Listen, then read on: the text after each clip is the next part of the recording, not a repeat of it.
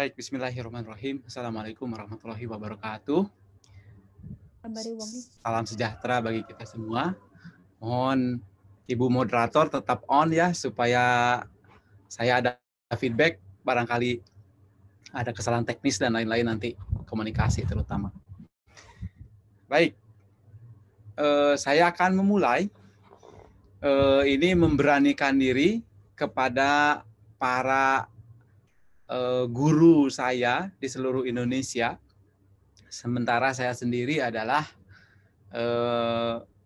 seorang insinyur lah begitu ya, dari ITB, kemudian mempelajari ke arah pendidikan. Jadi educational technology begitu. Nama saya Yusef. Kemudian ya saya dipercaya untuk menjadi direktur pengembangan pendidikan di ITB. Nah, 7 kecakapan guru atau dosen daring ini diturunkan sebenarnya dari model yang menjadikan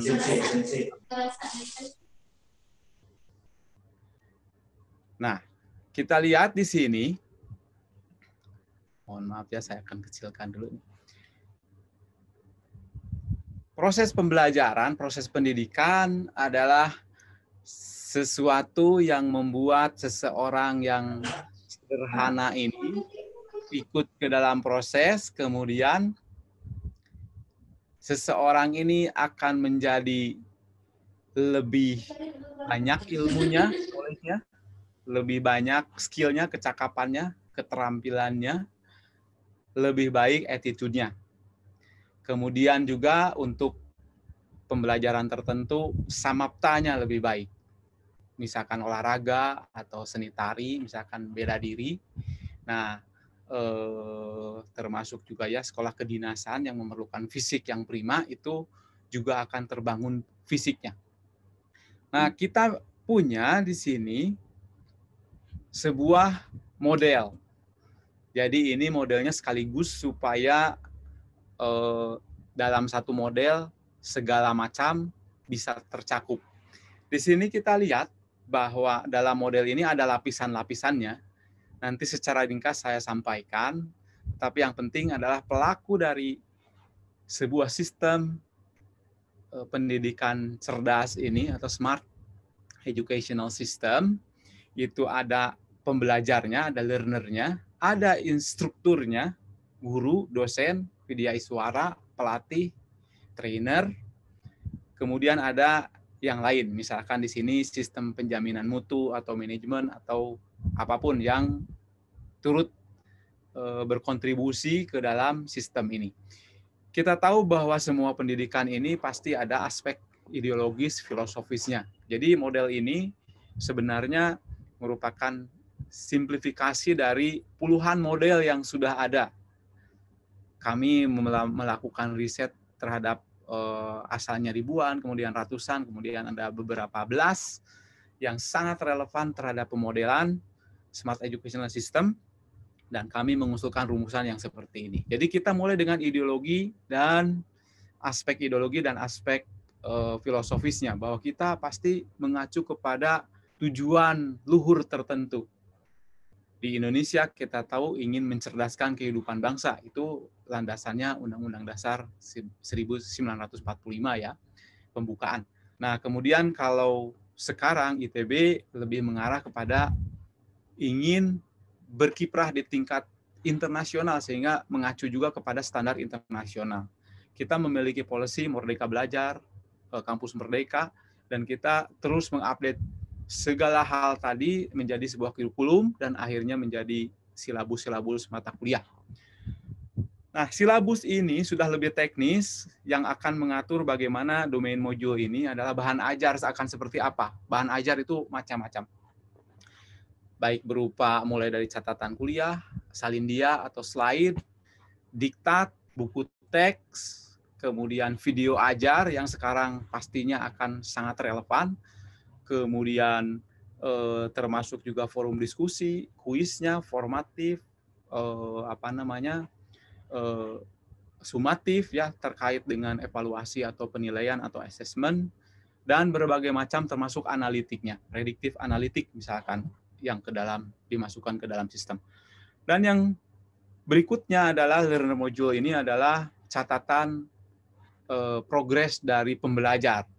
Yang paling umum catatannya memang hanya nilai kuis, nilai tugas, nilai ujian tengah semester, ujian akhir semester. Tapi sebenarnya harus lebih banyak dari itu, makanya sekarang dengan semakin cerdasnya sistem, maka berbagai hal juga dicatat, aktivitas dari para mahasiswanya terutama ya, dalam beraktivitas selama pembelajaran baik daring maupun luring. Nah, di sini bahwa ada pembelajar, kemudian ada bahan ajar, semuanya harus disampaikan secara mengikuti metode dan seni tertentu, the art of teaching, pedagogi.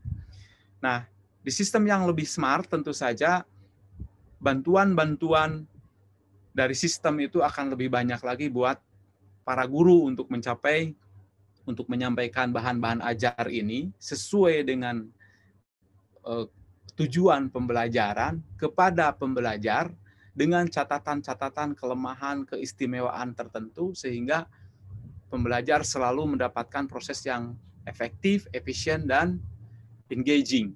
Itu 3 komponen utama bagaimana pembelajaran bisa selalu optimal. Nah, kemudian semua aspek ini dapat diakses melalui sebuah interface module. Yang paling mudah adalah sebuah LMS, Learning Management System. Dan kemudian di sebelah sini ada supporting resources termasuk IMS, Educational Management System. Atau misalkan juga library, laptopnya, internetnya. Nah, semua akan muncul dari sini. Jadi ini menjadi sebuah kombinasi sistem IT yang keseluruhan membungkus elemen-elemen lain, modul-modul yang lain yang menciptakan sebuah sistem tersendiri yang disebut sebagai Smart Educational System.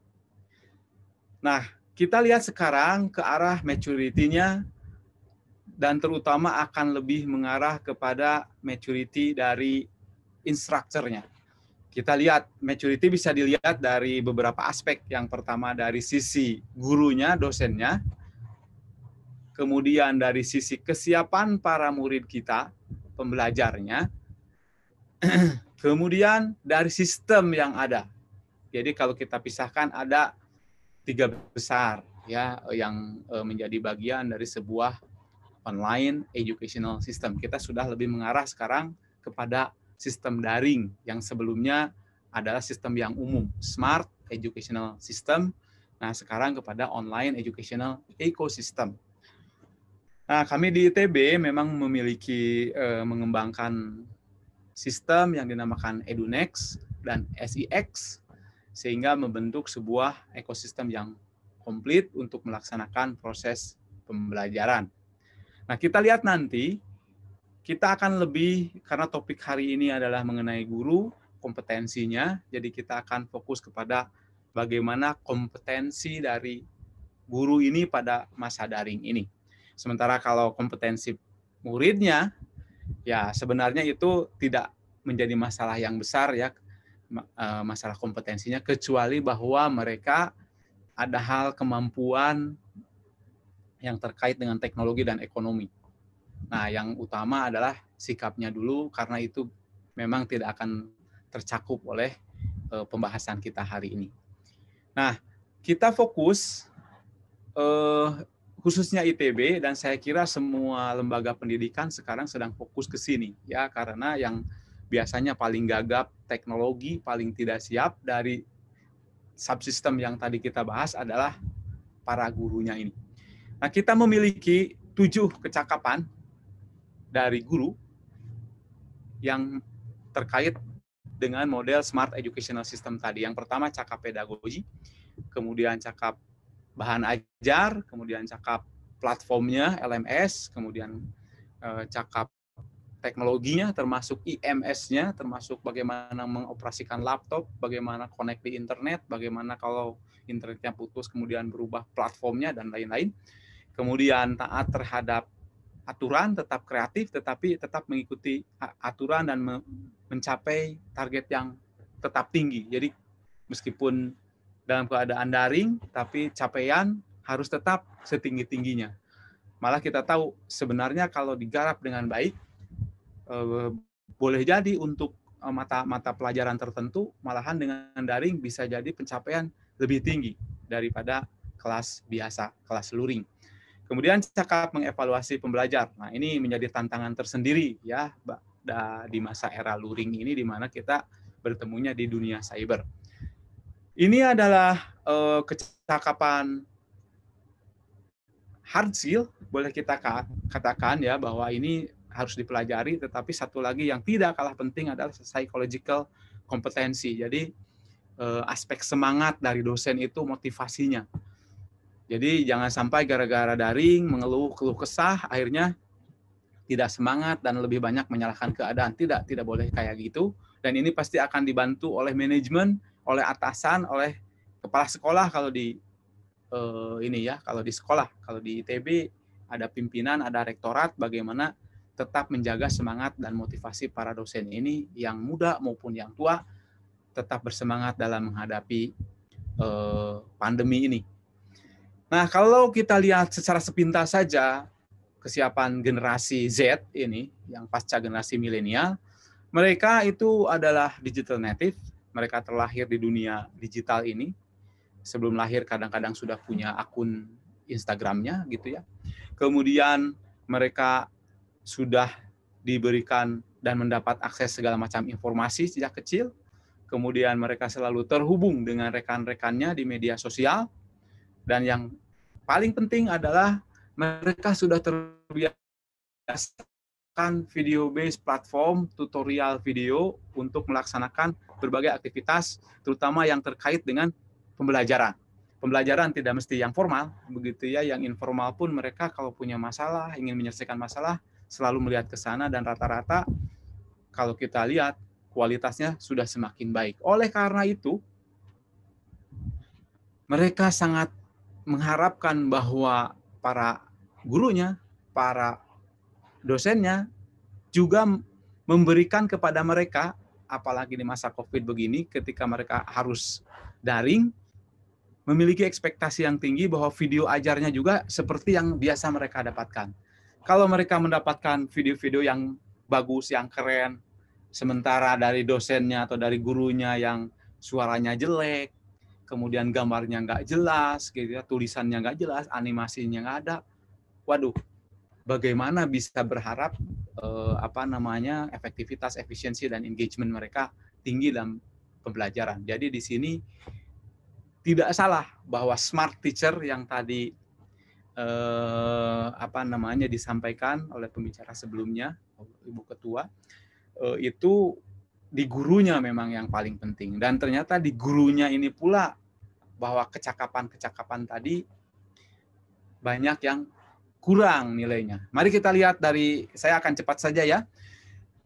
Nah, yang pertama adalah cakap pedagogi. Jadi 7 kecakapan dosen guru daring, atau supaya mendekati kepada yang populer 7 Habits of Highly Effective Person gitu ya. Ini the 7 Habits of Successful Online Instructors.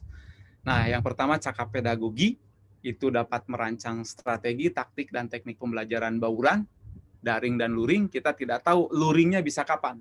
Tapi bahan ajar semua harus daring dulu, harus yang bagus dulu, video ajarnya harus yang bagus. Nanti ketika bisa luring itu tetap saja kalau sudah ada di LMS itu akan tetap membuat jauh lebih baik lagi ketika kita bisa membaurkan daring dan luring. Mengajarkan bahan ajar bauran secara sinkron dan atau asinkron. Jadi ada yang disimpan bisa di-download, kemudian kayak forum ya bisa dijawab belakangan, tapi ada juga yang sinkron seperti kita langsung sekarang, waktunya sama. Kemudian dapat meningkatkan prakarsa kemandirian para pembelajar. Yang ketiga, kreatif dalam menimbulkan ketertarikan pembelajar selama proses pembelajaran. Tidak membuatnya ngantuk, apalagi marah-marah, ngasih tugas, sementara menerangkan nggak bisa. Nah, itu sangat memprihatinkan jika terjadi demikian dan semoga tidak terjadi. Di ITB sedang dilakukan digital transformation khususnya di aspek gurunya, dosennya, tetapi juga di bidang LMS-nya dan aspek-aspek yang lain. Yang kedua adalah piawai bahan ajar, merancang bahan ajar daring dan bauran. Harus bersiap keduanya dengan fokus penyimpanan tata kelola daring, membuat dan mengembangkan bahan ajar daring secara berkesinambungan, jangan lelah untuk terus memperbaiki, mencari, memilih, memilah, dan menyesuaikan bahan ajar dari sumber lain. Ya, semakin banyak pengayaannya, tentu saja akan semakin baik, semakin menarik, ilmu yang disampaikan lebih dalam, lebih luas. Yang ketiga, terampil wahana ajar. Ya, di ITB kita punya EduNext. Mudah-mudahan nanti dapat dibagikan juga ke organisasi yang lain. Kemudian, dalam keterampilan mengelola pembelajaran dengan wahana ajar ini, dengan LMS, kita dapat menata kelola kelas daring dan bauran dengan baik, mensinergikan kombinasi optimal bahan ajar, mana yang lari, mana yang harus berupa tugas, mana yang berupa kuis, mana yang sinkron, mana yang asinkron, semua dikombinasikan sesuai dengan tujuan pembelajaran, kemudian berperan aktif dalam menghidupkan proses pembelajaran, yaitu supaya tetap engaging, supaya tetap membahagiakan prosesnya. Yang keempat, melek teknologi, memiliki kompetensi dasar internet aktif, pandai bisa mengupload gitu ya, bisa menghapus, bisa ke YouTube misalkan seperti itu. Kreatif dan inovatif dalam menggunakan teknologi mutakhir untuk menunjang proses pembelajaran. Dia bisa mencari aplikasi apa atau website mana yang dapat membuat pembelajaran lebih menarik dan lebih eksperiental. Menggunakan perangkat keras dan lunak untuk multimedia. Bagaimanapun juga kita masuk ke dalam multimedia learning ketika memasuki kelas daring. Jadi harus pandai menggunakan audio visual, videografi, bagaimana menggunakan laptop, menggunakan webcam, menggunakan kamera, ya harus dimiliki kemampuan itu. Kemudian cerdas berstandar, ya tidak hanya cerdas tetapi mengikuti standar tertentu, karena kita merdeka belajar, merdeka yang ada batasnya begitu ya, ada koridornya, tidak sebebas-bebasnya, tapi tetap harus memaksimalkan tujuan pembelajaran. Membuat silabus sesuai dengan capaian pembelajaran yang mengikuti standar yang dirujuk. Kalau di ITB misalkan kita standar internasional dirujuk, standar nasional tentu saja, sehingga diselaraskan semuanya dan silabus kita memenuhi itu semua. Pencapaian kompetensi pembelajar tinggi di atas standar minimum, jangan hanya mencapai standar sudah puas, tapi harus dimaksimalkan dari standar minimum yang ditetapkan. Memperhatikan aspek legal dalam pembuatan bahan ajar, jangan main kopas, main ambil sana-sini tanpa mensitasi, nanti terjadi plagiasi. Ini slide yang hampir selesai.